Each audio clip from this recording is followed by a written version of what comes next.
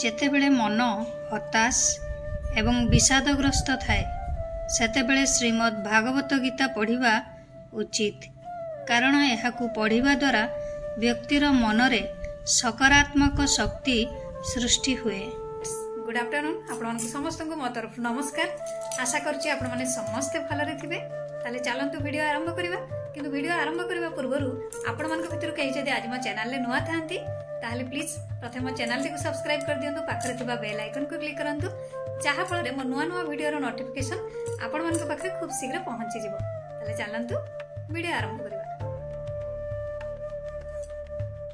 जीवन रे सफल हेबा पई जणे व्यक्ति को कठिन परिश्रम करने को पड़ी थाए, किंतु केतेक समय रे कठिन परिश्रम एवं निष्ठा सत्वे इच्छित फलाफल प्राप्त हुए नहीं, जहा जोगु व्यक्ति हताश एवं निराश हो जाए।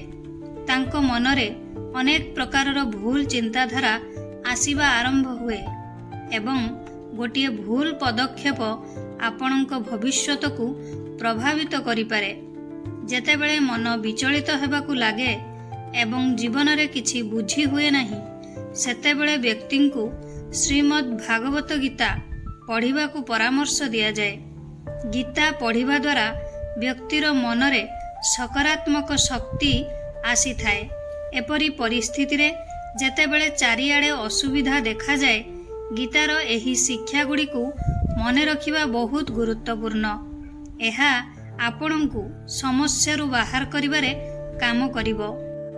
तुम मन को शांत रख। श्रीमद् भगवत गीता अनुसार जीवनर परिस्थिति जहा हेउना काहींकी जणे व्यक्ति क्रोध करिबारु दूरेई रहिबा उचित। क्रोधरे थिबा व्यक्ति सर्वोत्तम काम को मध्य नष्ट करि पारे। कुहा जाए जे क्रोध व्यक्ति पई नरकर द्वार खोली दिए। फलाफल विषय रे चिंता न करी काम कर।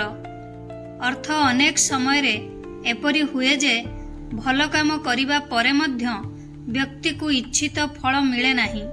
एपरी परिस्थिति रे व्यक्ति निराश हेबा उचित नुहे, कारण भगवान श्रीकृष्ण श्रीमद् भागवत गीता रे कहिछंती जे जणे व्यक्ति फलाफल विषय रे चिंता न करी काम करी चलिबा उचित।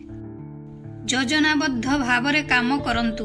अर्थ श्रीमद् भागवत गीता अनुसार जणे व्यक्ति जेकोसी काम को योजनाबद्ध भावरे करिबा उचित। एहा कार्य कौनसी बाधा सृष्टि करे नाही। एपरी परिस्थिति रे जदि जणे योजनाबद्ध भावरे काम करे नाही, तेबे कार्य विफलतार संभावना अधिक थाए। कठिन परिश्रम परे मध्य जेतेबेले काम हुए नाही, सेतेबेले मनीषर हृदय भांगी जाए। पुणी थरे काम करिबा पई साहस जुटाई पारे नाही। एपरी परिस्थिति रे मनीष को भगवान को मने पकेइबा उचित। भगवान को ऊपर विश्वास करिबा उचित, कारण भगवान सबुबेले एपरी लोकंक सहित थांती। जो व्यक्ति गीतारे दिया जाइथिबा शिक्षा को निज जीवन रे ग्रहण करे, से केबे भी सठिक पथरु विच्युत हुए नहीं। श्रीमद् भागवत गीता हिंदू धर्मर एक गुरुत्वपूर्ण धर्म ग्रंथ। एहाकू गीता नाम रे मध्य जणा जाए।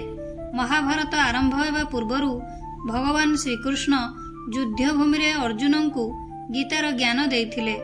एथिरे कर्म, धर्म, मोक्ष एवं जीवनर विभिन्न दिग विषय रे वर्णना करा जाइछि। जिए गीतारे दिया जाइथिबा शिक्षा को निज जीवन रे ग्रहण करे, से केबे भी सठिक पथरु विच्युत हुए नहीं। जीवन रे आपण केबे निराश हेबे नहीं। एहा जीवन रे मार्गदर्शकर भूमिका ग्रहण करे। श्रीमद् भागवत गीता माध्यम रे भगवान श्रीकृष्ण कहिछंती जे जेकोसी व्यक्ति निज धर्मरु दूरेई जाई काम करिबा उचित नुहे। जणे व्यक्ति सर्वदा धर्म पथरे रही काम करिबा उचित। धर्म अनुसार काम करुथबा जेकोसी व्यक्ति निसंदेह जीवन रे सफलता हासिल करती। जेपरी जणे छात्रर काम शिक्षा पाइबा एवं जणे सैनिकर काम देश को सुरक्षा देबा। गीतार शिक्षा वर्णना करने समय रे भगवान श्रीकृष्ण अर्जुन को कहिछंती जे जणे व्यक्ति केबे भी गर्व करबा उचित नुहे, कारण यह व्यक्तिर पतन को नहीं जाए। एपरी परिस्थिति रे जने व्यक्ति कौनसी अहंकार बिना काम करबा उचित। जो व्यक्ति कामना, क्रोध एवं लोभर जालरे फसी जाए ताहार समग्र जीवन नष्ट हो जाए। सेथिपाई जने व्यक्ति को एही जिनिस गुड़ी को त्याग करबा उचित। जने व्यक्ति को एही जिनिस गुड़िकर दूर रे रहिबा उचित। एगुड़ी को नरकर द्वार बोली विवेचना करा जाए। श्रीमद् भागवत गीतारे कहा जाइछि जे जिए समस्तंक सहित मिठा व्यवहार करे से निज जीवन रे सफल हुए। जने व्यक्ति निज बयसरु सान लोकंक सहित मिठा व्यवहार करबा उचित। ता सहित गीतारे कहा जाइछि जे जने व्यक्तिर निज इंद्रिय गुड़िक यथा आखि, कान, नाक, जीभ एवं चर्म उपरे नियंत्रण रहिबा आवश्यक। जो व्यक्तिर इंद्रिय गुड़िक तांक नियंत्रण रे थाए से जीवन रे केबे विफल हुए नहीं एवं तांकर बुद्धि मध्य बहुत तीक्ष्ण।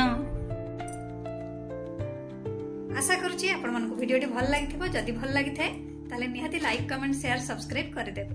मते ताले विदाई दियंतु। पुणी देखा हबो नेक्स्ट वीडियो रे।